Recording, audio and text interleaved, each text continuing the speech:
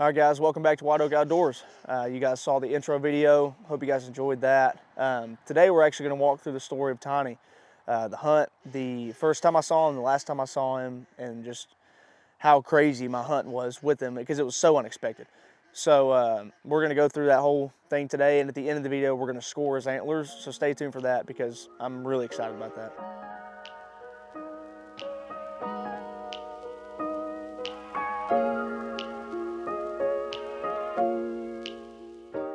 So November 8th, I was actually working that morning.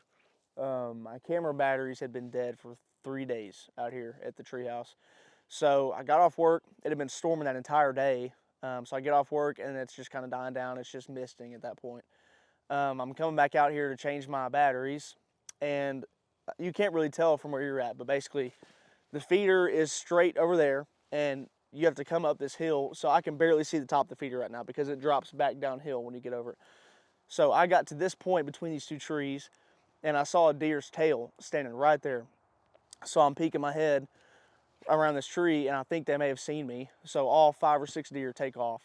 Well, I'm not in a rush, so I thought they weren't going to come back. So I went, talked to my aunt and uncle for a second, and then I ran and grabbed my crossbow at the time.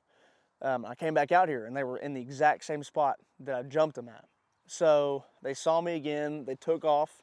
So when I jumped the deer, I got back up in the stand with my bow, and I had seen Tiny about 60 yards in that direction because the stand's right directly behind you, and then he was following a doe about 60 yards that way, and I saw them both kind of top that hill a little bit, and I was watching him like a hawk, and he got centered like right behind this feeder, and from the tree stand to where he was at that time, it was probably 70 yards, and my bow was not scoped for that. Like I didn't have any kind of markers for 70.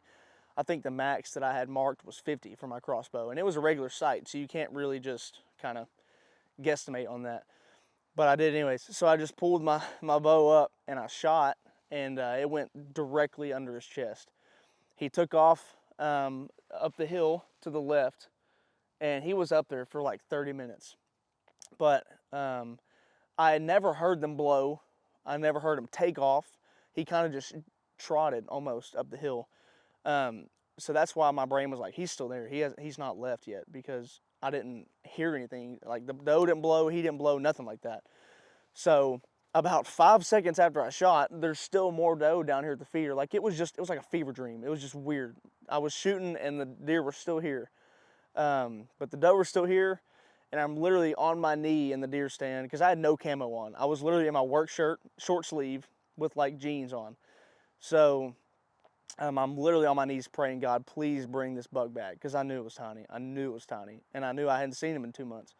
So I'm sitting and I see something through the trees up here, and it's that daggum doe. I'm like, he's on that doe's tail right now. So she gets down to about 20 yards from the stand, and he literally follows her right out. And as soon as he puts his head down, I popped up over the balcony of the stand, pulled the trigger, and it was literally a perfect shot right in his shoulder. So he ended up taking off, and he only ran about 50 to 60 yards in that direction, and I saw his belly, and he was down. And it was starting to pour down rain at that time too. But my girlfriend at the time, she's my fiance now, so there's that. She was calling me as I was literally scoped in on Tiny. So I had missed her call, and I guess she got worried or whatever, so she called me again. Well, the second time she called me, I was like screaming and dancing and jumping because I just shot Tiny. So she got to hear all the excitement about it, and she was like, I've never heard you that excited about anything in my entire year and a half of knowing you. So that shows you I love deer hunting. But yeah, so she was the first one I got to tell the story to. I ran and got my uncle. We came out here, got him, and just walking up to him and touching his antlers was just like, it was literally like a dream, because I hadn't seen him in so long that I thought he was either he had moved on with the rut and he had taken his bachelor group with him, or he was killed because season had started already. So it was crazy. You know, telling the story, thinking back on it now is just like, it doesn't make sense how it happened. It was honestly a lot of luck, but definitely one of the coolest stories I have hunting to this day. So I had about 2 months worth of footage of all of my hunts for Tiny, all the camera pictures. There was times where I went up the hill scouting for better spots that I'd gotten footage of. So I was actually putting together like a 35, 36 minute long video for Tiny. And it was finished and it was good to go, but my computer had run out of storage while it was rendering. So somehow, and I still don't know how it happened, but I have lost almost all of my footage of the hunts of Tiny, the camera footage, everything. So that's why we're making this video now, just kind of talking about the story, kind of giving you almost a picture in your mind of how it happened, because I literally have lost all my footage for it. So I'm hoping that, you know, my storytelling is doing a good enough job to show you how crazy of a hunt it was. But we're so new to this channel that we didn't even have a hard drive to move everything over to. So now we got a hard drive. It's coming in today.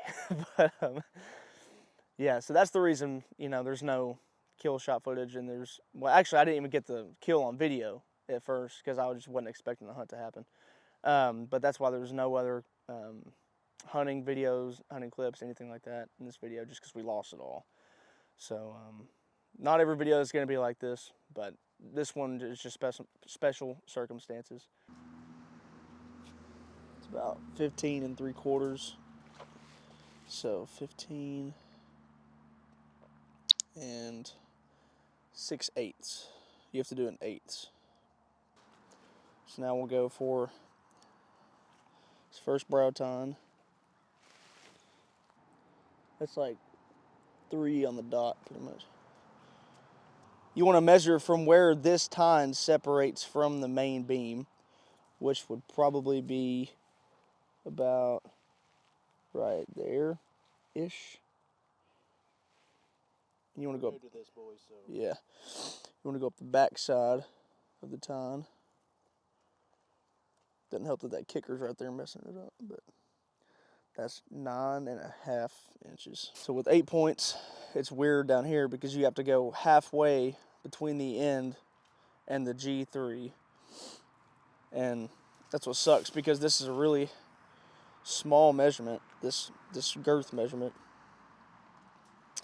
So I'd say that's 2 1/4. 2 1/4. And then we'll go with the left antlers. That one's long. Man, he was going to have another kicker here next year. That would have been sweet. Yeah, for sure. 9 on the dot. 9 on the dot. All right. Yep. All right, now let's measure the main beam length. This is going to be fun. So all the way from the back, and it's kind of hard because it's curving around. So let's go to 6 inches right there, and then 23 1/4. Not bad. Not bad. Left side.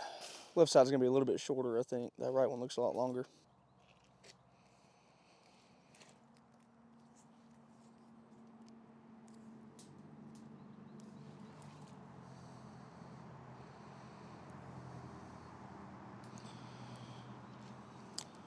$23.5. All right. What? That doesn't make any sense. Hang on, we're gonna do that again because that doesn't look right. That says 23.5. I want to measure this side again because that just doesn't sound right. Doesn't look right. That's right. That's right. Holy cow.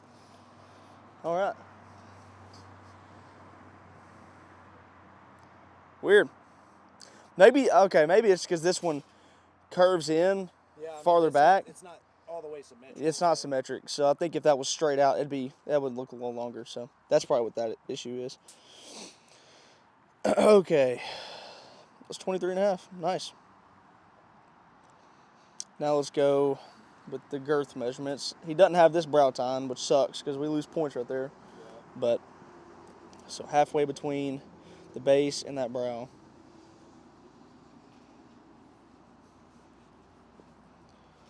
So that is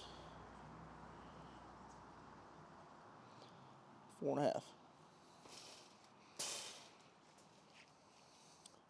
So that's H1. H2. Now this is where it gets weird because when you're measuring between the points, it's the smallest, like it's the smallest point between the points. So like, it's not halfway. So like, I don't even know how to describe this basically. Like the smallest point, it's pretty even throughout here, but the smallest point between these 2 points is probably like right in here. So it's not really dead center, but it's the smallest spot. So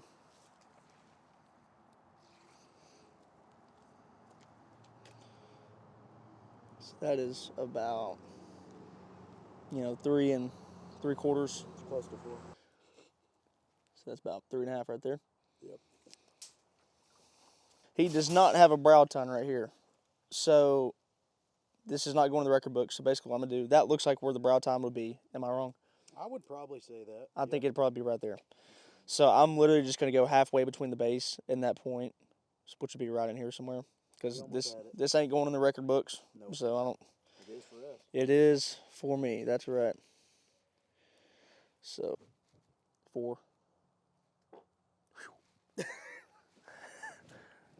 Yikes. excited. Nice. I've been waiting so long to do this. I think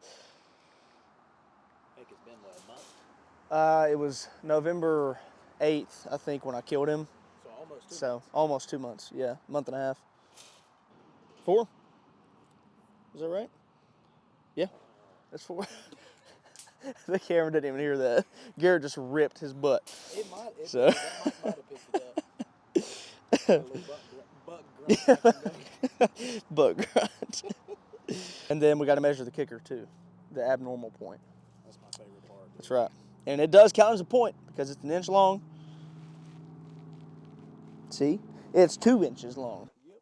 You ready? What's your guess? My guess, 123. 123? Yeah. 126 and a half. 126 and a half. So in the intro video, I had guessed 130s. So we were close. Yeah, dude. I would kind of hope for a little bit more than that, but that's okay. That's awesome. Man. Still a great deer. Really cool story to go with him. We've got good genetics out in the woods now too, because he definitely was participating in that rut when I was chasing him, Yeah. for sure. So he was. Have any pictures on camera where he was chasing them? No, because remember, the first day I saw him was August 31st. Right. The last day I saw him was September 14th, so rut hadn't even really started yet at that point. And then literally the next time I saw him was when I walked out to And you had your camera, but you had your camera out there all summer, right? camera. And he Camera, never showed up. right? My camera had been out there since early August, and I had never seen him.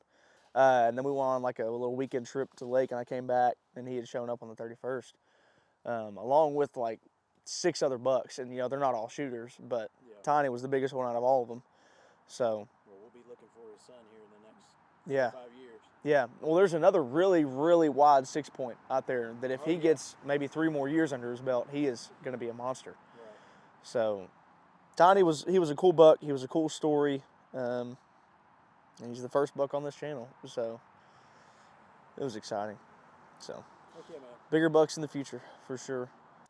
So, thank you guys for watching. Thank you for listening to the story of Tiny. It meant a lot to me. I didn't really get to know him for very long, but it was still really cool. Experience to have. So please stay tuned for the future videos, and thank you guys for watching.